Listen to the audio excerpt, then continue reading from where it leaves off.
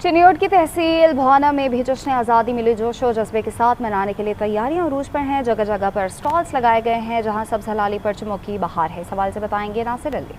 14 अगस्त का महीना हमारी आज़ादी का महीना है। ये हमारे बुज़ुर्गों की लाजवाल कुर्बानियों की याद दिलाता है। मुल्क भर की तरह भवाना में भी जश्न आज़ादी मिली जोश व जज्बे के साथ मनाने के लिए तैयारियां अरूज पर हैं। जगह जगह पर स्टॉल लगे हुए हैं जहां पर सब परचम की बहार है। इसके साथ कौमी परचम के डिज़ाइन से बने कपड़े, साटे, टोपियाँ, बाजे और बैजे, झंडियाँ और दीगर सामान तवज्जो का मरकज़ बने हुए हैं। इस हवाले से जब मेरी शहरियों से बात हुई तो उनका कहना था कि हमारे बुज़ुर्गों ने इस मुल्क के लिए अजीम कुर्बानियाँ दी, हमें इसकी कदर करनी चाहिए। दुकानदारों का कहना था कि वो हर साल जश्न आज़ादी के मौके पर खसूसी स्टॉल लगाते हैं और मुनासिब कीमत पर अशिया फ़रोख्त करते हैं।